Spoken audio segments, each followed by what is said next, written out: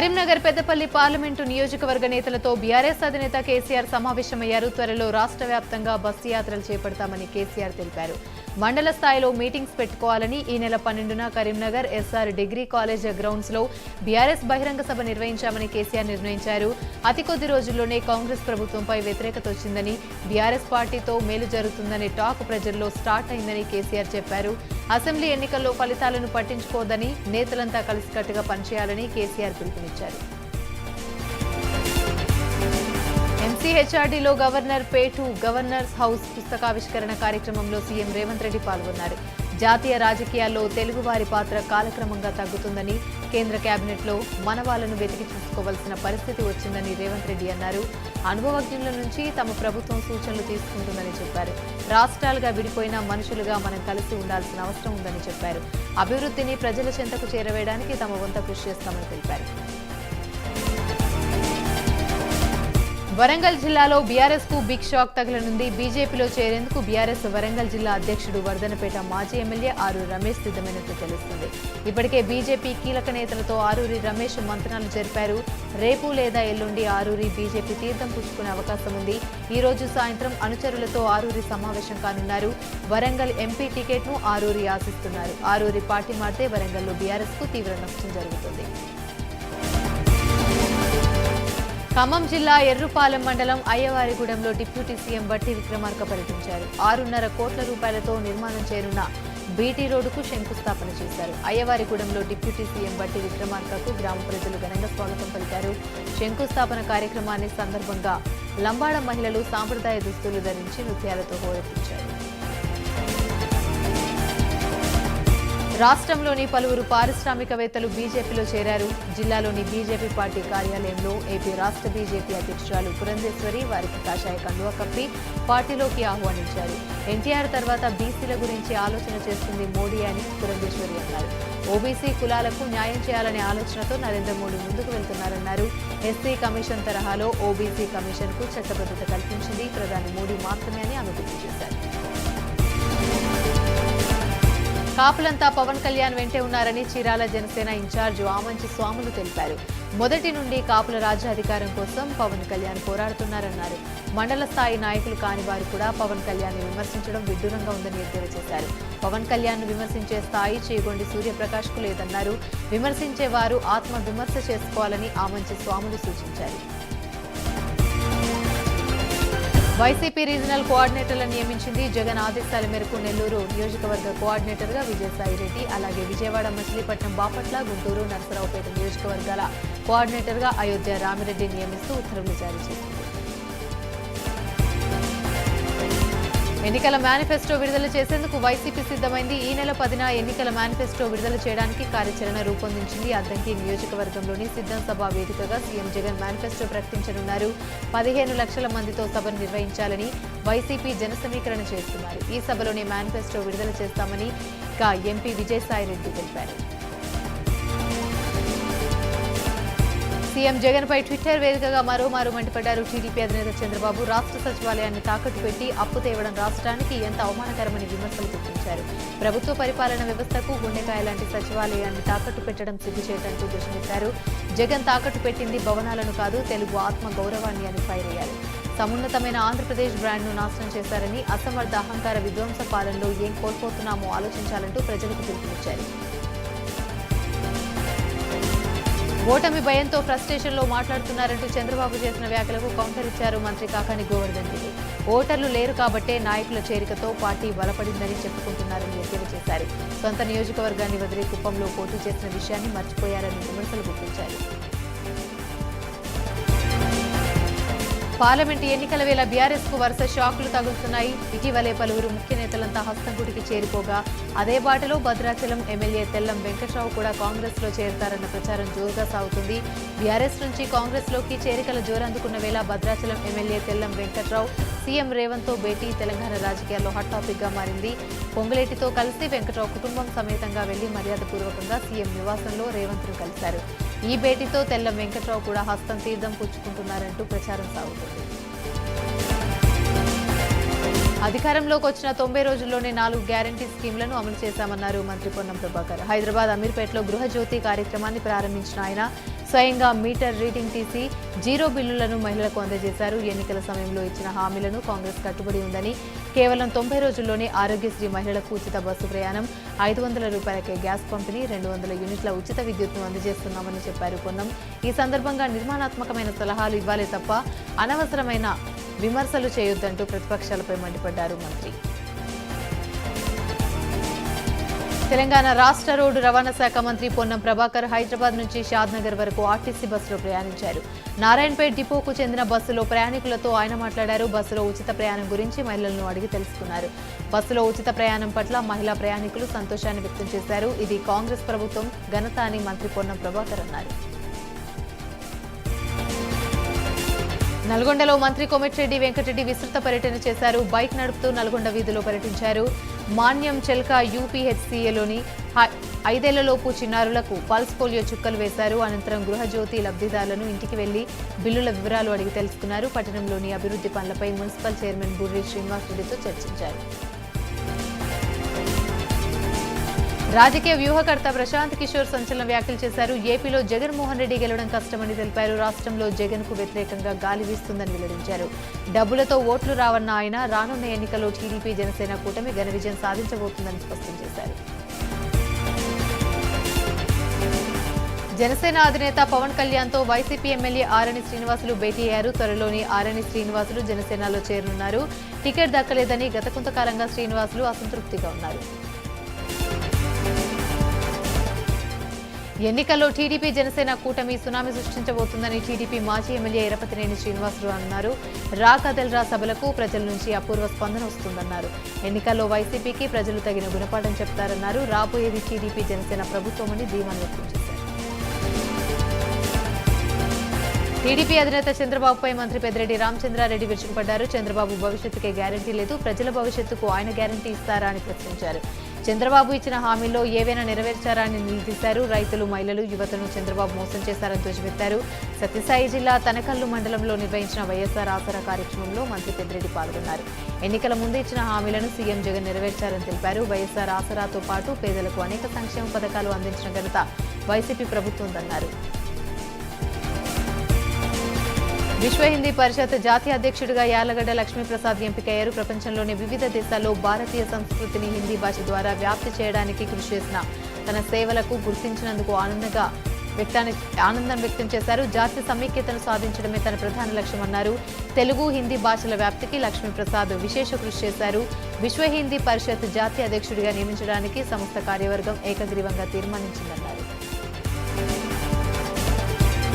Rajanagaram Janasena party అభ్యర్థులు బత్తుల బలరామకృష్ణ జన్మదిన వేడుకలు ఘనంగా జరిగాయి. బలరామకృష్ణ పుట్టినరోజు సందర్భంగా నియోజకవర్గ వ్యాప్తంగా టీడీపీ నాయకులు, కార్యకర్తలు, జన సైనికులు, బత్తుల అభిమానులు అశేషంగా తరలివచ్చి ఆయనకు శుభాకాంక్షలు తెలిపారు. ఇంటి పేరుతో ప్రత్యేకమైన కేకులు తయారు చేసి రామకృష్ణ చేత కేక్ కటింగ్ చేయించారు. ఈ కార్యక్రమంలో ఆయన భార్య వెంకటలక్ష్మి, నియోజకవర్గ వ్యాప్తంగా టీడీపీ, జనసేన నాయకులు, కార్యకర్తలు, జన సైనికులు పాల్గొన్నారు. మాజీ మంత్రి కోడెల శివప్రసాద్ మరణానికి చంద్రబాబే కారణమని మంత్రి అంబటి రాంబాబు సంచలన వ్యాఖ్యలు చేశారు. రాబోయే ఎన్నికల్లో మునిగిపోయే పడవను కాపాడుకోవాలని చంద్రబాబు తపన పడుతున్నారని విమర్శించారు. వైసీపీ ఎమ్మెల్యేలను ఓడించే దమ్ము చంద్రబాబుకు లేదన్నారు. శ్రీ సత్యసాయి జిల్లా ఇందూపురంలోని ఎమ్మెల్యే బాలకృష్ణ క్యాంప్ కార్యాలయంలో ఉచిత క్యాన్సర్ నిర్ధారణ, వైద్య పరీక్షలు నిర్వహించారు. ఇండో అమెరికన్ క్యాన్సర్ ఇన్స్టిట్యూట్ ఆధ్వర్యంలో నిర్వహించిన ఈ కార్యక్రమంలో ఎమ్మెల్యే బాలకృష్ణ పాల్గొన్నారు. తన తల్లి మరణానంతరం తన తండ్రి Nandamuri Taraka Ramarao Basavatarakam Indo American cancer ఆసుపత్రిని ఏర్పాటు చేసినట్టుగా బాలకృష్ణ తెలిపారు. రాష్ట్ర వ్యాప్తంగా మొబైల్ ఉచిత క్యాన్సర్ నిర్ధారణ, వైద్య శిబిరాలను విస్తరింపజేస్తామని ఎమ్మెల్యే వెల్లడించారు. విశాఖ స్టీల్ ప్లాంట్ ప్రైవేటీకరణ నిర్ణయాన్ని మోదీ సర్కార్ ఉపసంహరించుకోవాలని డిమాండ్ చేస్తూ కార్మిక సంఘాలు తమ పోరాటాన్ని మరింత ఉధృతం చేశాయి. 1100 రోజులకు పైగా పోరాడుతూ దీక్ష ద్వారా తమ నిరసన తెలియజేస్తున్నామంటూ కార్మికులు ఉక్కు పరిరక్షణ పోరాట కమిటీ ఆధ్వర్యంలో పాదయాత్ర చేపట్టారు. ఇక ఈ యాత్ర స్టీల్ ప్లాంట్ నుంచి నగరంలోని గాంధీ విగ్రహం వరకు సాగనుంది. కార్యక్రమంలోని విశాఖ మేయర్ గొలఖాని హరివెంకట కుమారి, గాజువాక ఎమ్మెల్యే నాగిరెడ్డి సలహా పలు రాజకీయ పార్టీల నేతలు పాల్గొని తమ మద్దతు ప్రకటించారు. ఈ సందర్భంగా మోదీ సర్కార్పై తీవ్ర స్థాయిలో మండిపడ్డారు. శ్రీ సత్యసాయి జిల్లాలో రేపు చంద్రబాబు పర్యటించనున్నారు. అక్కడ పెనుకొండ నియోజకవర్గంలో జరగనున్న రా కదల్రా సభలో బాబు పాల్గొన్నారు. దీంతో సభకు సంబంధించిన ఏర్పాట్లను పార్టీ శ్రేణులు దగ్గరుండి పర్యవేక్షిస్తున్నారు. చంద్రబాబు కదల్రా సభ ముగింపు సభ కావడంతో భారీ ఎత్తున ప్రజలు హాజరయ్యే అవకాశం ఉందని, సభకు వచ్చిన వారికి ఎలాంటి ఇబ్బందులు కలగకుండా అన్ని ఏర్పాట్లు చేశారు. వరంగల్ జిల్లాలో బీఆర్ఎస్ కు వరుస షాకులు తగులుతున్నాయి. వర్ధనపేట మున్సిపల్ చైర్మన్ కౌన్సిలర్లు బీఆర్ఎస్ ను వీడి కాంగ్రెస్ లో చేరారు. చైర్పర్సన్ అంగోతు అరుణ, కౌన్సిలర్లు తుమ్మల రవీందర్, మంచాల రామకృష్ణ, పలువురు బీఆర్ఎస్ నేతలు హస్తంగూటికి చేరారు. ఎమ్మెల్యే నాగరాజు ఆధ్వర్యంలో సీఎం రేవంత్ సమక్షంలో కాంగ్రెస్ తీర్థం పుచ్చుకున్నారు. ప్రధాని మోదీ రేపు ఆదిలాబాద్ జిల్లాలకు రానున్నారు. పర్యటనలో భాగంగా 6,697 కోట్ల అభివృద్ధి పనులకు ఆయన శంకుస్థాపన చేరున్నారు. మోదీ పర్యటన కారణంగా ఆదిలాబాద్లోని పోలీసులు ఆంక్షలు విధించారు. సభ ప్రాంగణం వైపు రాకపోకలు నిలిపివేశారు. మోదీ టూర్ను విజయవంతం చేసేందుకు ఏర్పాట్లలో బిజీ అయ్యారు. బీజేపీ శ్రేణులు లక్షల మంది జన సమీకరణపై ఫోకస్ పెట్టారు. సంగారెడ్డి జిల్లా ఆందోళన నియోజకవర్గం జోగిపేటలోని 100 పడకల ప్రభుత్వ ఆసుపత్రిలో పల్స్ పోలియో కార్యక్రమాన్ని మంత్రి దామోదర రాజనరసింహ ప్రారంభించారు. పలువురు చిన్నారులకు మంత్రి దామోదర పల్స్ పోలియో డ్రాప్స్ వేశారు. రోగుల సౌకర్యార్థం తన సొంత నిధులతో ప్రభుత్వ ఆసుపత్రికి నూతన అంబులెన్స్లను బహుకరించి ప్రారంభించారు. ఈ కార్యక్రమంలో జిల్లా వైద్యాధికారులు, ప్రజాప్రతినిధులు పాల్గొన్నారు. కాళేశ్వరం ప్రాజెక్టులోని మేడిగడ్డ, అన్నారం, సిందిల్లా బ్యారేజ్ల డిజైన్ల నిర్మాణాల అధ్యయనానికి national dam safety authority committee నియమించింది. సెంట్రల్ వాటర్ కమిషన్ మాజీ chairman J Chandrashekhar Iyer chairman గా 5 సభ్యులతో కమిటీ ఏర్పాటైంది. 3 బ్యారేజ్ల డిజైన్లు, నిర్మాణ తీరును, డ్యామేజ్ కి గల కారణాలు కమిటీ పరిశీలించనుంది. 4 నెలల్లో నేషనల్ డ్యామ్ సేఫ్టీ అథారిటీకి రిపోర్ట్ సమర్పించనుంది. గొర్రెల పంపిణీ కేసులో మరో ట్విస్ట్ చోటు చేసుకుంది. ఈ స్కామ్లోని మరో జాయింట్ డైరెక్టర్ ఉన్నట్టు ఏసీబీ గుర్తించింది. ఇప్పటికే 4 ప్రభుత్వ అధికారులు ఏసీబీలో అరెస్ట్ చేసింది.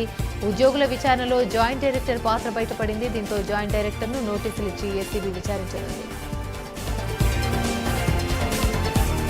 వరంగల్ బీఆర్ఎస్ కు షాకుల మీద షాకులు తగులుతున్నాయి. కాంగ్రెస్ లోని చేరేందుకు 15 మంది బీఆర్ఎస్ కార్పొరేటర్లు సిద్ధమయ్యారు. రేపు సీఎం రేవంత్ రెడ్డిని బీఆర్ఎస్ కార్పొరేటర్లు కలవనున్నారు. ఈ రోజు సాయంత్రం హైదరాబాద్ చేరుకోనున్న కార్పొరేటర్లు రేపు కొండా దంపతుల ఆధ్వర్యంలో కాంగ్రెస్ లో చేరతారని సమాచారం.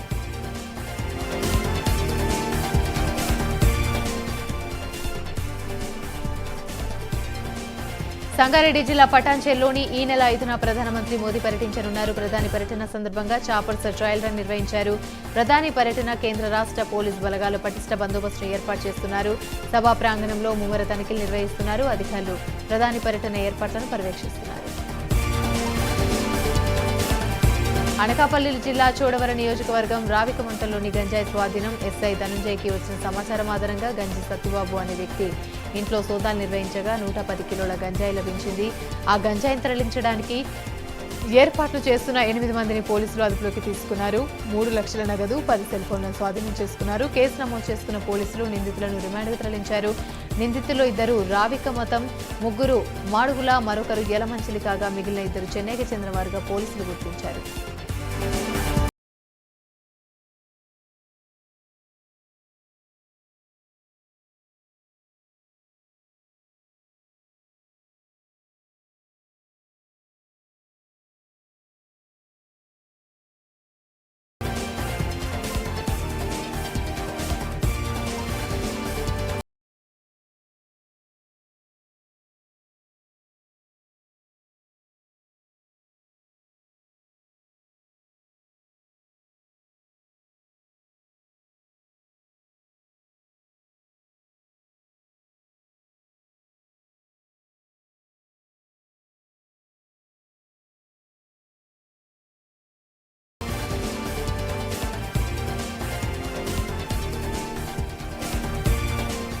విశాఖ జిల్లా భీమిలిలో అక్రమ నిర్మాణాలపై రెవెన్యూ అధికారులు ఉక్కుపాదం మోపారు. ఆర్ఐ ప్రవీణ్ తన సిబ్బందితో కలిసి మారికవలసలోని ప్రభుత్వ స్థలంలో అక్రమ నిర్మాణాలను తొలగింపు చర్యలకు చేపట్టారు. ఈ సందర్భంగా ఎవరైనా అక్రమాలకు పాల్పడితే కఠిన చర్యలు తప్పవని హెచ్చరించారు ప్రవీణ్. కాస్ట్లీ కెమెరాల కోసం యువకుడిని దారుణంగా హతమార్చిన ఘటన విశాఖ జిల్లాలో చోటు చేసుకుంది. మధురవాడ బక్కన్నపాలెంకు చెందిన పవన్ కళ్యాణ్ గత నెల 26వ తేదీన ఫోటోషూట్ కోసం రావులపాలెం వెళ్లాడు. అక్కడకు వెళ్లిన పవన్ కు అనుమానం రావడంతో కారు వివరాలతో పాటు పలువురు ఫోన్ నెంబర్లను తన తల్లిదండ్రులకు పంపాడు. అయితే 3 రోజులు గడిచినా పవన్ ఇంటికి తిరిగి రాకపోయేసరికి అతడి తల్లిదండ్రులు పోలీసులను ఆశ్రయించారు. ఘటనపై కేసు నమోదు చేసుకున్న పోలీసులు పవన్ హత్యకు షణ్ముఖ్ తేజ్ కారణమని గుర్తించారు. 15 లక్షల విలువ చేసే అత్యాధునిక కెమెరాలుండడంతో వాటి కోసమే షణ్ముఖ్ ఈ దారుణానికి ఒడిగట్టినట్టుగా పోలీసుల విచారణలో తేలింది. బెంగళూరు పేలుళ్ల ఘటన నేపథ్యంలోని ఎన్ఐఏ సోదాలు నిర్వహిస్తుంది. ఈ నేపథ్యంలో కడప జిల్లాలోని హై అలర్ట్ ప్రకటించింది. కడప జిల్లాలోని టెర్రరిస్టు లింకులున్నాయని ఎన్ఐఏ తెలిపింది. మైదకూరు మండలం చెర్లోపల్లి వద్ద సలీం ఓ నివాసంలో తలదాచుకున్నట్లుగా తెలిసింది. వెంటనే రంగంలోకి దిగిన ఎన్ఐఏ పీఎఫ్ఐ సభ్యుడు సలీంను మైదకూరు మండలం చెర్లోపల్లి వద్ద అదుపులోకి తీసుకుంది. చెర్లోపల్లి ఓ జేసీబీ ఓనర్కు అగంతకుడు ఫోన్ చేసి 2 రోజులు ఉంచుకోమని తెలిపాడు. అనంతరం సలీం చెర్లోపల్లి స్థావరంకు ఏర్పరచుకున్నారు. సలీంపై 2 లక్షల రూపాయల రివార్డు ఉంది. ఉమ్మడి పశ్చిమ గోదావరి జిల్లా వ్యాప్తంగా పల్స్ పోలియో కార్యక్రమాన్ని నిర్వహిస్తున్నారు. 5 ఏళ్లలోపు చిన్నారులకు పోలియో చుక్కలు వేయనున్నారు. సుమారుగా 3,80,000 మంది చిన్నారులకు పల్స్ పోలియో చుక్కలు వేయనున్నారు. దీనికోసం అన్ని ఏర్పాట్లు చేశారు. ప్రభుత్వ పాఠశాలలు, కళాశాలలు, ప్రజలు రద్దీగా ఉండే రైల్వే స్టేషన్లు, బస్టాండ్లు, సచివాలయాలు, ముఖ్యమైన కూడల్లోని పల్స్ పోలియో వ్యాక్సిన్ సెంటర్లను ఏర్పాటు చేశారు. ఈ కార్యక్రమాల్లోని కలెక్టర్లు, ఎమ్మెల్యేలు, మంత్రులు పాల్గొనున్నారు. తిరుమలలోని పల్స్ పోలియో కార్యక్రమం ప్రారంభమైంది. అశ్విని ఆసుపత్రి వైద్య బృందం శ్రీవారి ఆలయం ముందు పల్స్ పోలియో కార్యక్రమాన్ని నిర్వహించారు. పల్స్ పోలియో కార్యక్రమంలో టీటీడీ ఈవో ధర్మారెడ్డి పాల్గొన్నారు. 5 ఏళ్లలోపు చిన్నపిల్లలకు పల్స్ పోలియో చుక్కలు వేశారు. తిరుమలలోని 25 ప్రాంతాల్లో పల్స్ పోలియో కేంద్రాలు ఏర్పాటు చేసినట్లుగా తెలిపారు.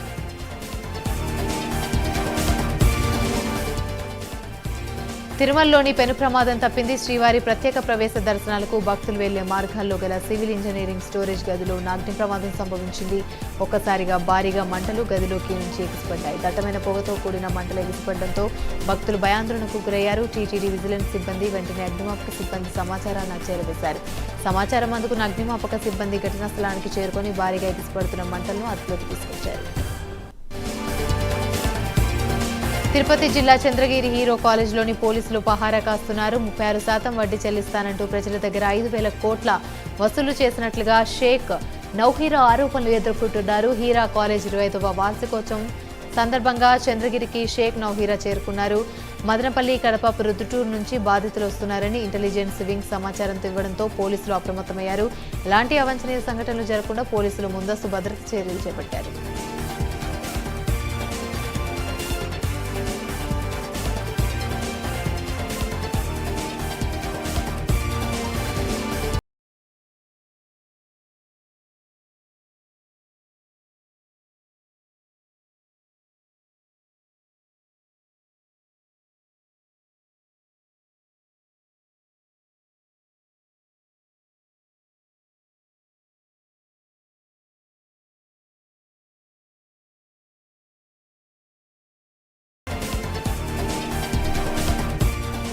నంద్యాల జిల్లా శ్రీశైలంలో మహాశివరాత్రి బ్రహ్మోత్సవాల సంబరాలు అమరానంటాయి. 2వ రోజు బ్రహ్మరామ సమేతుడైన మల్లికార్జున స్వామి భృంగి వాహనంపైన భక్తులకు దర్శనాన్నిచ్చారు. శ్రీశైలం ఆలయం విద్యుత్ దీపకాంతులతో విరాజిల్లుతూ భక్తులను ఆకట్టుకుంది. ఆలయంలోని ఉదయం నుంచి రాత్రి వరకు వేద పండితులు ప్రత్యేక పూజలు నిర్వహించారు. ఈ వాహన సేవా పూజా కార్యక్రమంలో దేవస్థానం చైర్మన్ చక్రపాణి రెడ్డి, ఈవో పెద్దిరాజు దంపతులు పెద్ద ఎత్తున భక్తులు పాల్గొన్నారు. రంగారెడ్డి జిల్లా రాజేంద్రనగర్లోని ఉప్పర్పల్లిలోని రౌడీ షీటర్లు వీరంగం సృష్టించారు. పిస్తా హౌస్ హోటల్లోని ప్రవేశించిన రౌడీలు భోజనం చేస్తున్న వారిపై దాడికి దిగారు. అకారణంగా హోటల్లోని సామాగ్రిని పూర్తిగా ధ్వంసం చేశారు. భోజనం చేస్తున్న పలువురు యువకులపైన పిడిగుద్దులతో దాడులు చేశారు. దీంతో హోటల్లో ఉన్నవారు భయంతో బయటికి పరుగులు తీశారు. సమాచారం అందుకున్న పోలీసులు సంఘటనా స్థలం నుంచి చేరుకున్నారు. ఇక యాజమాన్యం ఫిర్యాదు మేరకు కేసు నమోదు చేసుకున్న పోలీసులు సీసీ ఫుటేజ్ ఆధారంగా దర్యాప్తు చేస్తున్నారు. కేజీ బంగారం చోరీ కేసులో తెలుగు సినీ నటి సౌమ్య శెట్టిని విశాఖ పోలీసులు అరెస్ట్ చేశారు. రిటైర్డ్ పోస్టల్ ఉద్యోగి ప్రసాద్ ఇంట్లో కిలోకు పైగా బంగారం దోచుకొని ఆమె గోవాకు వెళ్లినట్లు పోలీసులు తెలిపారు. ప్రసాద్ కుమార్తె పరిచయం పెంచుకొని ఇంట్లోకి ప్రవేశించిన సౌమ్య పక్కా ప్లాన్తో ఈ దోపిడీకి పాల్పడినట్టు పోలీసులు నిర్ధారించారు.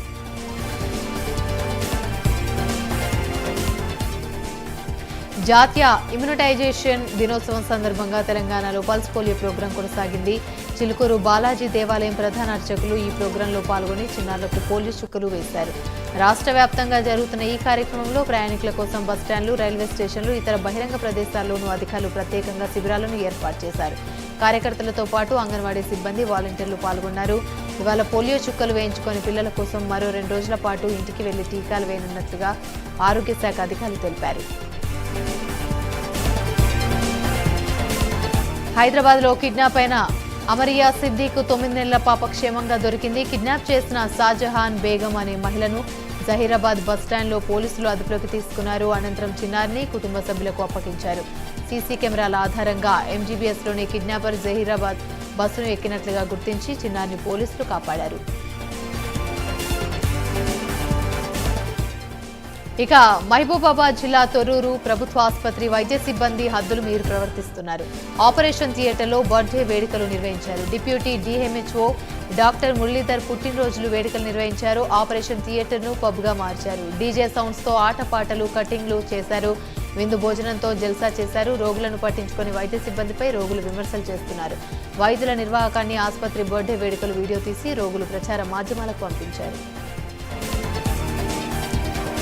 ప్రజల సహకారంతో పోలియో నియంత్రణ సాధ్యమైందన్నారు మంత్రి పొన్నం ప్రభాకర్. హైదరాబాద్ చింతల్ బస్తీ పల్స్ పోలియో కార్యక్రమంలో పాల్గొన్న ఆయన చిన్నారులకు పోలియో చుక్కలు వేసే కార్యక్రమాన్ని ప్రారంభించారు. కాంగ్రెస్ సర్కార్ వైద్య రంగానికి ఎక్కువ ప్రాధాన్యం ఇస్తుందని, త్వరలోనే ఆసుపత్రులను సందర్శించి సమస్యలుంటే పరిష్కరిస్తామని తెలిపారు. ఈ కార్యక్రమంలో మంత్రితో పాటు ఎమ్మెల్యే మసీద్ హుసేన్, హైదరాబాద్ కలెక్టర్ అనుదీప్ సహా పలువురు పాల్గొన్నారు. గచ్చిబౌలి డ్రగ్స్ కేసులో పోలీసులు దర్యాప్తు ముమ్మరం చేశారు. గోవా నుంచి డ్రగ్స్ సరఫరా అయినట్టుగా పోలీసులు నిర్ధారించారు. హైదరాబాద్కు గోవా వ్యాపారి అబ్దుల్ డ్రగ్స్ పంపినట్లుగా గుర్తించారు. అక్కడి నుంచి రెహమాన్, మీర్జా, అబ్బాస్, ప్రవీణ్ డ్రగ్స్ తీసుకుని వివేకానందకు డ్రగ్స్ సరఫరా చేసినట్లు పోలీసులు తెలిపారు.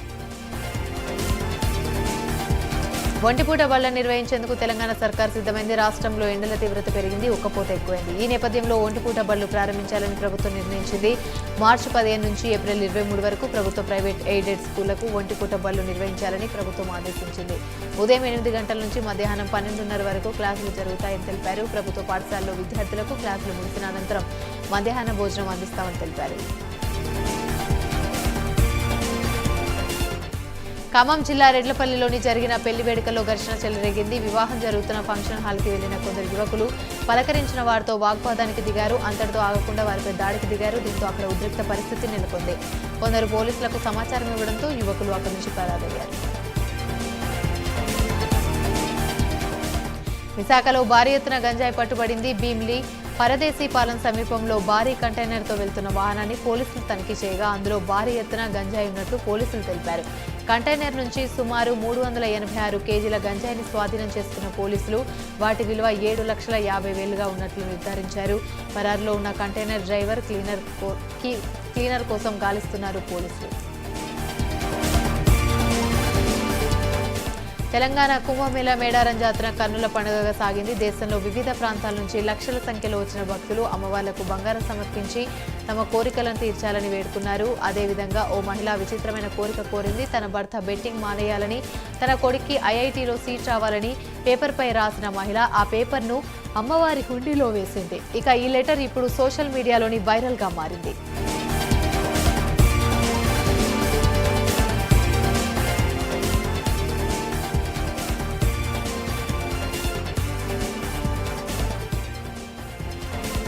బెంగళూరులోని రామేశ్వరం కేఫ్ వద్ద పేలుళ్లు సంభవించాయి. దీంతో అక్కడ ఒకసారిగా భయానక పరిస్థితి నెలకొంది. ఈ ఘటనపైన 3 రోజులైనా కాకముందే రామేశ్వరం కేఫ్ తిరిగి ప్రారంభమైంది. బాంబు పేలుళ్ల ఘటనపై విచారణ కొనసాగుతుండగానే యాజమాన్యం కేఫ్ను రీఓపెన్ చేయడం గమనార్హం. ఇటీవల కాలంలో స్పామ్ కాల్స్ పెరిగిపోయాయి. దీంతో మనకు ఫోన్ చేసేది ఎవరో తెలియక చాలా మంది సతమతమవుతున్నారు. దీంతో ఫోన్ ఎవరు చేస్తున్నారో తెలుసుకోవడానికి చాలా మంది ట్రూకాలర్ యాప్ను లోడ్ చేసుకుంటున్నారు. కానీ యాప్తో సంబంధం లేకుండా కూడా కాల్ చేసింది ఎవరో తెలుసుకోవచ్చు. టెలికాం ఆపరేటర్లకు టెలికాం రెగ్యులేటరీ అథారిటీ చేసిన ప్రతిపాదనలు త్వరలో అమల్లోకి రానున్నాయి. ఇవి కార్యరూపం దాల్చి ఫోన్ చేసేది ఎవరో ఫోన్ స్క్రీన్ పైన కనిపించనుంది. దీంతో స్పామ్ కాల్స్తో బాధపడే వారికి వాటి నుంచి విముక్తి కలగనుంది.